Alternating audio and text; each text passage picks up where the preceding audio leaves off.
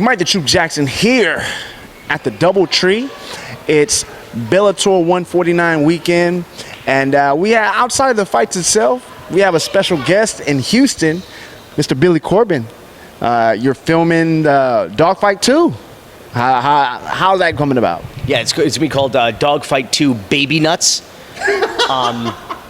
Or maybe Baby Nuts Revenge, or The Return of Baby Nuts.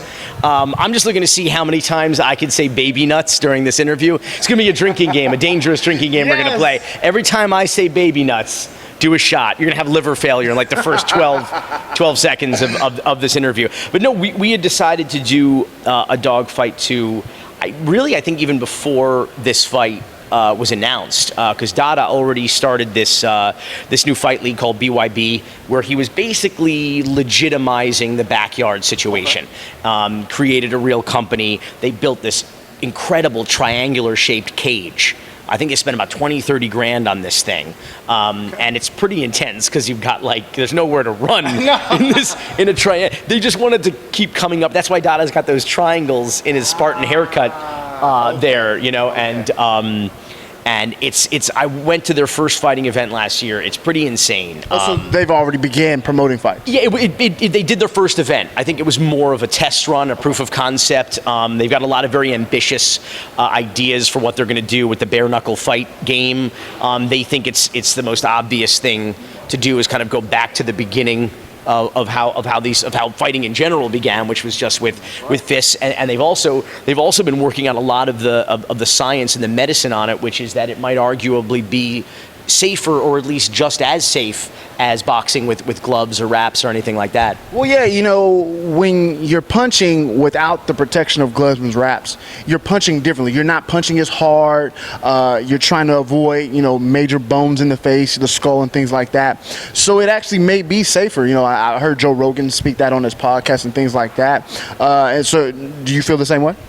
I mean, I think there's a possibility of it. I think it's certainly worth looking into. I think the idea, when you have so much money, behind, boxing and MMA and these games that have become legitimized and have become sort of institutions in American pop culture and sports, it's difficult to push against that. So I think immediately when there's a conventional wisdom that's being forced by a multi-billion-dollar special interest like the sports industrial complex, I think you immediately have to say, well, what if the conventional wisdom is not true? What if, if they're telling us that bare knuckles is less safe, maybe we need to actually look into that. We shouldn't just presume that they're telling us the truth. Let's see if that's true. So I certainly think it's worth looking into, and I think you're right. The psychology of the way fighters fight, whether their hands are protected or not, also comes into play. But there seems to be medicine there, and there seems to be seasoned fight doctors, of which I am not one, who believe that, though, who think that there's a lot of credence to that idea. And I think more to the point is if you've got guys who are willing to do it. You also have to if everybody says, no, I'm not going to take part in something that's just barbaric and unsafe, then I think the market will obviously put a stop to it. But the idea that just because, again, some sort of organized interests say, oh, that's not safe, I think it has to be looked at a little bit more and analyzed a little bit more objectively. I completely agree with you. This weekend, you're here, you're filming Dawg Fight 2, but the special attraction of this whole event is obviously Kimbo Slice versus Dada 5000. Well, there's another very exciting fight on the card, all due respect. Well, of course, but we're talking about Billy Corben here and doing a film. So, but again, you have the Royce Gracie Ken Shamrock fight, which is the Legends fight, so to speak. But not many people. I'm hearing more talk about Kimbo and Dada. For you and the bookies, you're both here. You're all hearing a lot of talk about this fight. It's crazy. So I described it as, so it's like the mirror image, or it's like if you take a picture and you look at the negative, because Gracie and Shamrock, they're like these noble gentleman warriors. There's so much sportsmanship. There's so much respect for each other, for the other fighters. It's like kind of like lovely to watch, It's like, and then Kimbo and Dada, it's the exact fucking opposite. I mean, it's just the antithesis of it. The disrespect is real. The beef is real. The danger, I think, is real, because you're not necessarily going into the cage with your wits and your strategy. You're going into the cage with anger, and that can be a dangerous situation. Now, going back to the first dogfight, you know, it seems that's where a lot. I think Kimbo had a brief scene in the original. Well, he's in it. We had reached out to Team Kimbo twice during the production. We spent a lot of years working on that project, and they didn't want to give us the time of day or give us an interview at the time. And I think I think it might have been a sound strategy in that moment, which was, let's not acknowledge Dada. Who the hell is this guy? You know, let's not legitimize him and what he's doing in his hustle with the backyard. Let's just ignore it, and maybe it'll just go away. So by the time you all started fighting, they had already started to dissipate from one another. The beef had already begun. Oh yeah, it was. I don't want to say it was long standing, but it was definitely, you know, some time in the making at that point. I mean, and Dada addresses it to a point in the documentary, and I knew, to be fair, that it was one-sided. But I don't, you know, for our doc so far, we've never had a narrator. I've never written a script. Yeah, we edit it, and that's the storytelling, that's the writing, so to speak. But if we didn't get Kimbo's side of the story, which is why we contacted them twice to do that, we weren't going to get that side of the story. He certainly talked a lot about it in all of the Bellator and Spike packages, you know, leading up to the event, all the hype videos and the pre-show, that 1 hour special that really dove deep, you know, into the situation. But listen, I understood and I respected when I ask someone for an interview and they say no, that doesn't surprise me. I'm surprised when people say yes, you know. So you know how it goes, you know, you got to get access to people, and that doesn't always work out. And so I think what happened is Dogfight blew up, and then it was like, now we can't ignore this guy. You know, and Icy Mike and I had a nice chat actually at the press conference, believe it or not. He's a cool guy, and he's like, I love your work. He's like, I wish you had called me. I'm like, I know, you're right. I didn't call you directly, but my producer reached out, you know, to Team Kimbo twice, and I would have loved to have had their side of the story in Dogfight 1. It will certainly be clarified in Dogfight 2. Yeah, and that was going to be my next question for Dogfight 2. Is this centered around this particular fight with a little bit from the backyard, or what percentage of this fight will take place in the movie? I think this is going to be a very small percent, maybe 10%, okay. Maybe, and maybe that's generous. Maybe it's even less than that. Mostly because the entire world's going to know the outcome of this fight. Right. Well, I mean, the movie's not going to come out till 2017, okay. So everybody's already going to know what went down. Yeah, some of the behind-the-scenes, you know, stuff and access we're getting with Dada now is definitely interesting. It's definitely dramatic. Regardless of the outcome, it'll definitely offer some pretty cool insight. So that's probably the kind of stuff we'll wind up using. But this is just the opening of the movie. Because remember, I told you before that we had already planned on doing Dogfight 2 before we even knew that this fight was gonna happen. Before we even heard about the idea for this. Well, other than the fact that Dada had the idea for this fight at the end of, spoiler alert, at the end of Dogfight 1, and then people started tweeting like, well, shit, I want to see that fight, you know, like, let's see that fight. And clearly that's the case. A lot of people are interested in this, but no, we're going to go, because I told Spike when we were talking about this, I was like, everybody wants me to handicap. I know that's going to be your last question. I'm going to get a jump on it now, but the truth of the matter is that no matter what happens here, Dada's going home. Dada's going back to Prime. And he's going back home, first of all, because home is where you go back to when you're done with all the other shit. I mean, that's just what you do. I'm a homeboy, I'm a homebody, I'm a Miami guy. Like, you know, that's where, you know, I was born in Florida. I've spent my entire life practically in Miami, and I will likely die in Miami or drown. I think we're all going to drown. Yes. I think that's what's going to happen. We're all going to drown to death in Miami. But the truth of the matter is Dada's going back there. And win or lose, I think he can hold his head up high, because he went from the backyard to the main stage, and to a main stage where Vegas has got to shut down the betting, because they've never seen bets like this for a Bellator fight at all. That there's only a Bulls game and a Heat game that's getting more action tonight than this Bellator, than specifically the Kimbo Dada fight. I mean, that's extraordinary. No matter what happens, and Dada is just, you know, he's, you know, living proof that the business plan that Kimbo Slice created is doable, and he can go back and inspire a lot of people, and that's what he's going to do. So we're going to follow the fighters from BYB, several of whom you saw in Dogfight 1, so you're going to get some updates on them. Okay. We're going to go back. I want to talk to Tree Tree's mom is obviously still struggling to find out what happened to him when he died after being tasered by Hialeah police in South Florida. His brother, Tree's little brother, Denzel Curry, is a very prominent and popular hip-hop artist in Miami. So I think you're going to see a lot more flavor than just the backyard, than just the fights. I think it's going to be much more of a Miami story and an inner-city Miami story. The parts of Miami, just like the first one, that you don't see a lot on TV. Right, that's good. Getting back to the fight itself, the press conference, it was wild. And one of the things that stood out to me was how Dada mentioned, he's from the streets, he's still there, and Kimbo kind of left. Isn't that the goal, though, to get out of the hood? Like, who wants to stay in the hood forever? Do you think there'll be a point where Dada makes enough money? Well, we don't know what he's going to do with the fight career. Obviously, he wants to do it, but he's kind of up there in age. But do you ever see him leaving the hood, or like Kimbo, or is he staying there forever? It's funny because I was saying, I think what Dada was saying is that Kimbo never really came back, never really gave anything back. It wasn't so much that he was supposed to live and die there forever, because obviously, the stories are working my way out of the hood.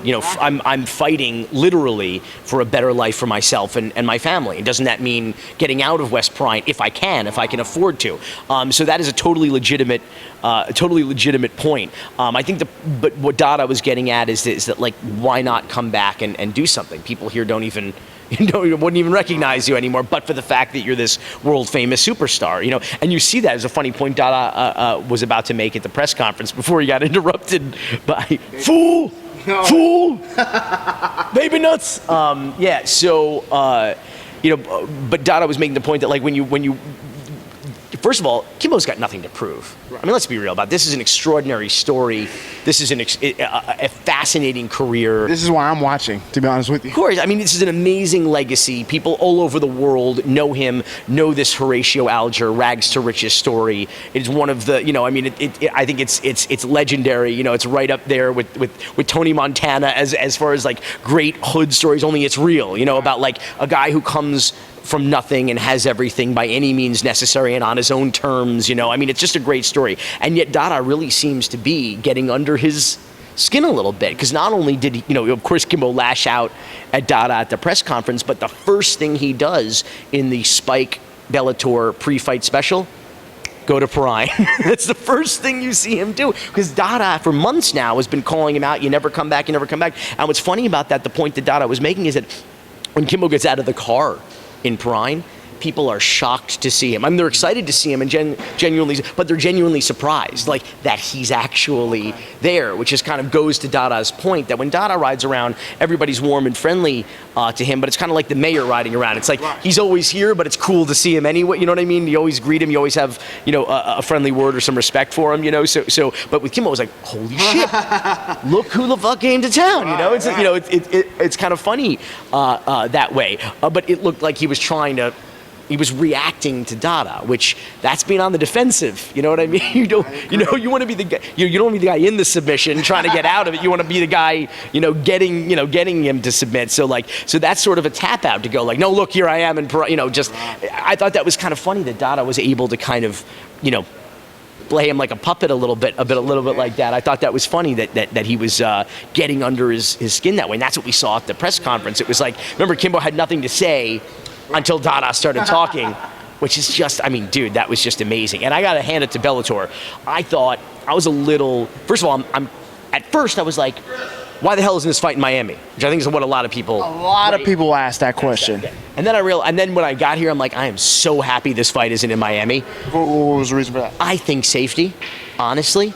Just keeping it real. I mean, they have to hire HPD for these two big guys. No, listen, and I love Miami, and I would love to have an event like this at the American Airlines Arena. I mean, just the excitement and the money, and the hotel nights, that's what we're all about in a tourism town like Miami, is the hotel nights. But I realized, how could you keep people? Those metal detectors at the American Airlines Arena, it would be like the sound of a casino floor with all the slot machines ringing and dinging. It'd be like ding, ding, ding. It'd be guys just dropping. It would just be naked. I don't remember what was that love scene in what movie was it where they're dropping all the guns? Oh, it was like Police Academy, I Oh, think, when they're like dropping all the guns and like it's just panning across the room and it's like that's what this fight would be like in Houston here. It's a little chill, it's a little more cool. We're further away from the beef, because the beef originates in West Bryan on the streets of Miami, Southwest Miami-Dade. So it's like probably better and safer. I mean, I know Bellator did it because it was the most convenient. It's like, what's the next card we could get this thing on?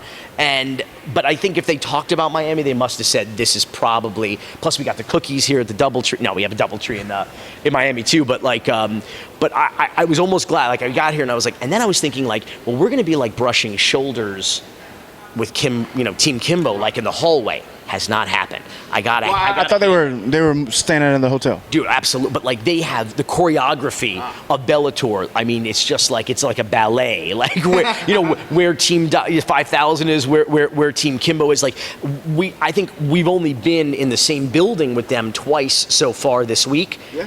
For a matter of minutes, and then they have somehow managed to like appear on opposite sides of like a giant room or table. And I've noticed that actually. Yeah, you got Houston PD on one side, Houston PD on the other. I don't know, but I got to tell you, like they've done an incredible job of that because I think they have some of the same security concerns that perhaps I'm feeling too. Dawg Fight 2 is coming out, Bellator 149. Earlier you said that the outcome doesn't really play a role in this, but how do you see the fight taking place? I got to tell you, and I don't want to sound like I'm going to sound, because handicapping this one is tough. Look at Vegas. I mean, those guys have more on the line and more at stake, than even we do. So like, you have to. If they can't figure it out, how the hell are we supposed to figure it out? And I got to say, there's just no question. When it comes down to experience and training, that Kimbo has the advantage. I mean, there's just no. I mean, look, he's got a legit extended pro career in both MMA and boxing. He's got the consistency of that training and the preparation for those events. He's been on this stage many times before. This is old hat to him. There's no question that Dada is the unproven quantity. He is well deservedly the underdog because people just don't know anything about him. But the truth of the matter is, if it comes down to unbridled brute force and strength, Dada has an advantage. He's younger, he's bigger. I think he was at the weigh-in yesterday. He was 30 pounds almost heavier. That's practically another weight class. 2 weight classes. Yeah, I mean, so if it's going to be about that, then I think Dada has an advantage. If it's going to be about strategy and training, then I think Kimbo has an advantage. I think if Dada can wrap his arms around Kimbo or get on the ground on top of Kimbo, I think you've got a Dada win. If Kimbo can remain nimble on his feet, I think he's got a lot more stamina than people give him credit for. He just hasn't had a lot of long fights, but I think he can breathe. I don't think if Dada's strategy is to tire him out, I don't think that's going to win the day. I think the stamina fight Kimbo can win, and Kimbo can also win if Kimbo winds up on top of Dada and can put Dada in a position that Dada doesn't know how to get out of. I think that's what we're going to see. But all of this said, it comes down to fight night. It comes down to that bell because it's impossible to call this one. I agree 100%.